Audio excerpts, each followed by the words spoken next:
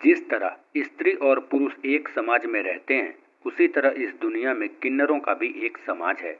मनुष्य जाति की तरह ही किन्नरों में भी दो प्रकार होते हैं, एक किन्न पुरुष और दूसरी किन्नर यानी स्त्री। इसे भी किन्न पुरुष ही कहते हैं। मनुष्य जाति में हम सब जानते हैं कि स्त्री और पुरुष होते हैं। उनके जन्म की बात को भी हम जानते हैं कि कैसे होते हैं। तो चलिए आज हम जानते हैं किन्नर समाज के इतिहास के बारे में कि कैसे हुई किन्नरों की उत्पत्ति और सबसे पहला किन्नर कौन था।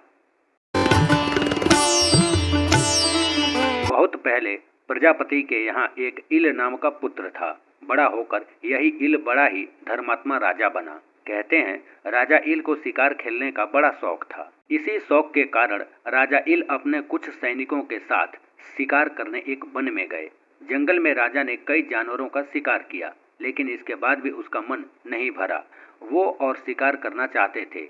इसी चाहत में वो जंगल में आगे बढ़ते चले गए और उस पर्वत पर पहुंच गए जहां भगवान शिव माता पार्वती के साथ विहाग कर रहे थे। भगवान शिव ने माता पार्वती को खुश करने के लिए खुद को स्त्री बना लिया था। जिस समय भगवान शिव ने स्त्री रूप धारण किया था, उस समय जंगल में जितने जीव जंतु पेड़ पौधे थे सब स्त्री बन गए थे। चूंकि राजा इल भी उसी जंगल में मौजूद थे, सो राजा इल भी स्त्री बन गए और उनके साथ आए सारे सैनिक भी स्त्री बन गए। राजा इल अपने आप को स्त्री रूप में देखकर बहुत दुखी हुए। उन्हें समझ नहीं आ रहा था कि आखिर ऐसा कैसे हो गया, लेकिन जैसे उन्हें यह पता चला कि भगवान शिव के कारण वह स्त्री बने हैं, तब राजा इल और ज्यादा चिंतित और डर गए। अपने इसी डर के कारण राजा इल भगवान शिव के चरणों में पहुंचे, जहां उन्होंने भगवान शिव से अपने आप को पुरुष में परिवर्तित करने की अपील की। लेकिन भगवान शिव ने राजा इल से कहा कि तुम पुरुषत्व को छोड़कर कोई और वरदान मांग लो, मैं दे दूंगा। लेकिन इल ने दूसरा वरदान मांगने से मना कर दिया और वहां से चले गए। वहां से जाने के बाद राजा इल माता पार्वती को प्रसन्न करने में लग गए। राजा इल से माता पार्वती ने प्रसन्न होकर वरदान मांगने को कहा। तब राजा ने अपनी सारी कहानी बताकर अपना पुरुषत्व वापस लौटाने का वरदान मांगा। लेकिन माता पार्वती ने राजा इल से कहा कि तुम जिस पुरुषत्व का वरदान चाहते हो, उसके आधे हिस्से के दाता तो खुद महादेव हैं। मैं तो सिर्फ आधा भाग ही दे सकती हूँ। यानी तुम अपना आधा जीवन स्त्री रूप में और आधा जीवन पुरुष के रूप में व्यतीत कर सकते हो। अतः तुम कब स्त्री रूप में और कब पुरुष रूप में रहना चाहते हो, यह सोचकर बताओ।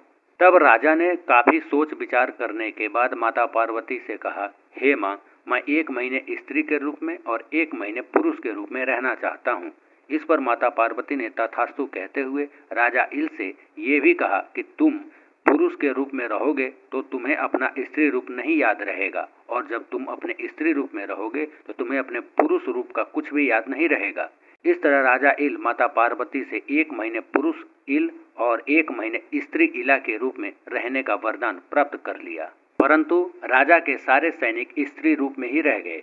कहते हैं वो सारे सैनिक एक दिन स्त्री इला के साथ वन में घूमते घूमते चंद्रमा के पुत्र महात्मा बुद्ध के आश्रम में पहुंच गए। तब चंद्रमा के पुत्र महात्मा बुद्ध ने इन स्त्री रूपी सैनिकों से कहा कि तुम सब किन पुरुषी इसी पर्वत पर अपना निवास स्थान बनाकर रहो। आगे चलकर तुम सब किन पुरुष पतियों को प्राप्त करोगे।